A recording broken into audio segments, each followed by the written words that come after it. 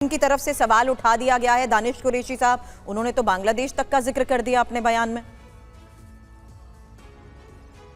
देखिए, इनकी दिक्कत यही है, गिरिराज जी की जो दिक्कत है वो ये दिक्कत है कि उनको बांग्लादेश की चिंता है, पाकिस्तान की चिंता है, अफगानिस्तान की चिंता है।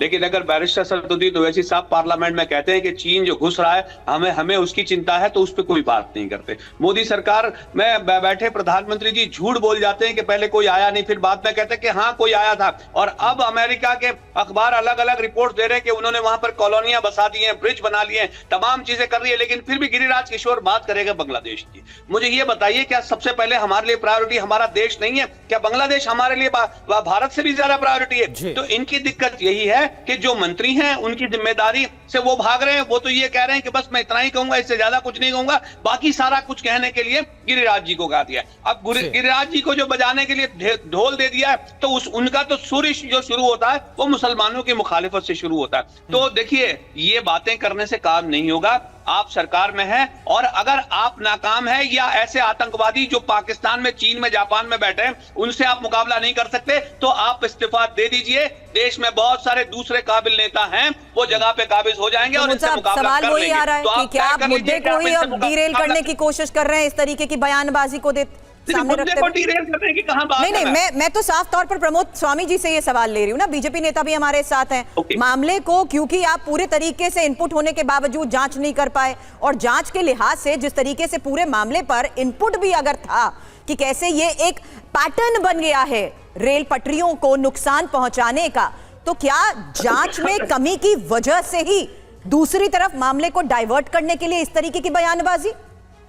नहीं, देखिए, इसमें डाइवर्ट करने की कोई बात नहीं है। इसमें साजिश की तो बात जो है वो स्पष्ट है, साजिश तो है, उसके ऊपर में जांच भी चल रही है। लेकिन मेरा सिर्फ कहने का मतलब ये है कि आज हम सबको मिल करके इस बात पर विचार करना चाहिए कि जो साजिशें हो रही है ये कौन कर रहा है। ये जो वीडियो जो अभी हमारे कांग्रेस के मित्र बोल रहे थे, अगर वीडियो आया तो आपकी सरकार क्या कर रही है? अरे वीडियो पाकिस्तान से आतंकवादियों ने भेजा है, तो उसमें पाकिस्तान में हमारा नियंत्रण नहीं है ना।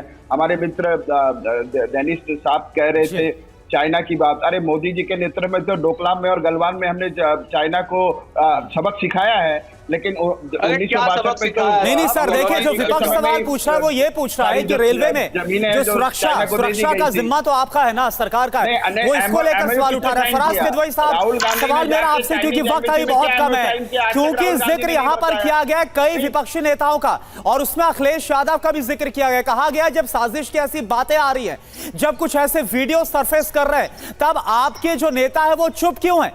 जवाब दीजिए आप, फराज किदवई साहब। देखिए, हमारे नेता जो हैं, जब उत्तर प्रदेश में पेपर लीक होता है तो सबसे पहले आवाज उठाते हैं हमारे राष्ट्रीय अध्यक्ष आदरणीय अखिलेश यादव जी। जब SC ST और OBC का आरक्षण खाया जाता है और पिछड़ा वर्ग आयोग और हाईकोर्ट भारतीय जनता पार्टी को जब फटकार लगाता है, तो उसकी आवाज अगर उठाते हैं तो आदरणीय अखिलेश यादव जी उठाते हैं।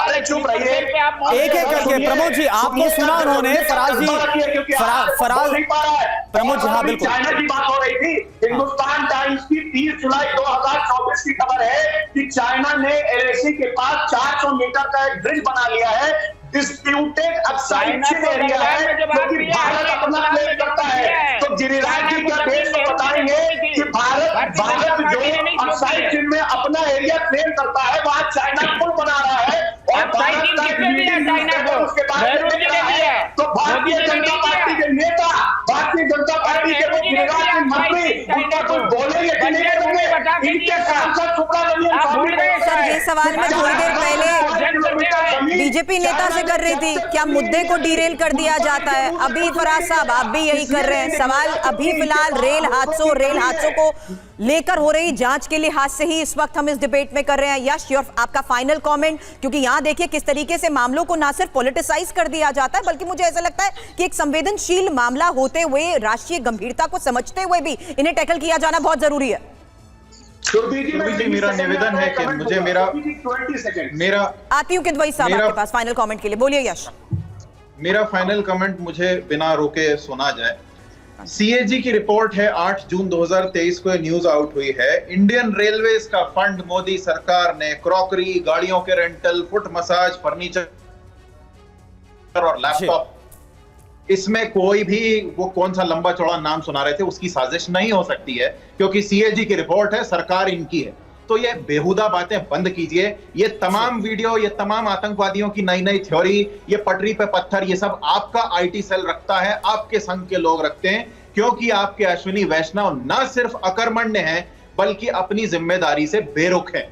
तो ये बेकार की बातें बंद कीजिए, या तो जिम्मेदारी उठाइए। विपक्ष की तरफ से लगातार गंभीर आरोप सरकार पर लगाए जा रहे, जिम्मेदारियों से भागने की बातें कही जा रही है। आप समीर सर, सवाल मेरा आपसे, आपने पक्ष को सुना, विपक्ष को सुना, आपका फाइनल कमेंट। देखिए, मुझे लग रहा है कि जो घटना घट रही है वो निश्चित रूप से दुर्भाग्यपूर्ण है, लेकिन केंद्र सरकार इस बात को लेकर गंभीर भी है, लेकिन इसके पीछे किसी साजिश को खारिज नहीं किया जा सकता। इस साजिश के एंगल से भी जांच हो रही है, और गिरिराज सिंह जो कहा है उसके पीछे जो संकेत और साजिश की तरफ इशारा कर रहे हैं, मुझे लग रहा है उसकी तरफ भी ध्यान देने की जरूरत है।